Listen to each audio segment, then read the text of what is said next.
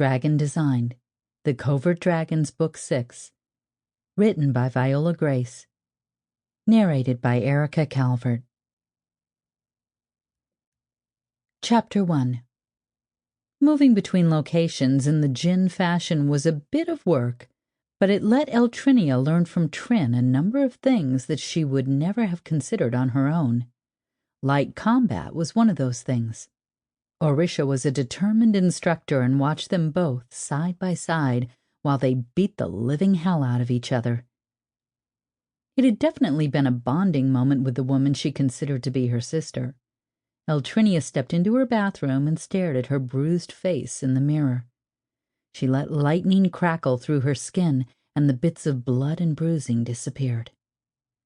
Only 3 weeks had passed since she had created an international incident involving the monarchy of Geonoa and the destruction of a mountain. It was kind of fun to have an entire country where she was forbidden to set foot. It really made her feel like she had made an impression. She checked her chronometer and logged onto her information unit. She needed to do more research on some of the combat techniques that Rish was teaching them. At the knock on her door, she called out, "Come in." The curator came in and brought a tea tray. "So, how was the capital?" "It was fun. I learned how to properly throw a punch tonight." The curator smiled. "Excellent. You look well, but you do have blood streaking your vest."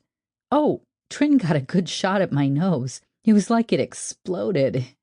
She grinned and wrinkled her nose.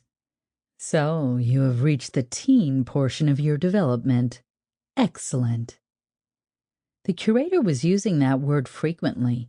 Something had to be up. "Yes, we did some combat training with Rish, and then we had dessert." "As is appropriate. So, you are well now?" "I am. Why?" Eltrinia looked at her host, employer, and benefactor with narrowed eyes. "There has been a request or two from the capital to have your assistance in a few matters regarding the labs that have popped up all over the continent."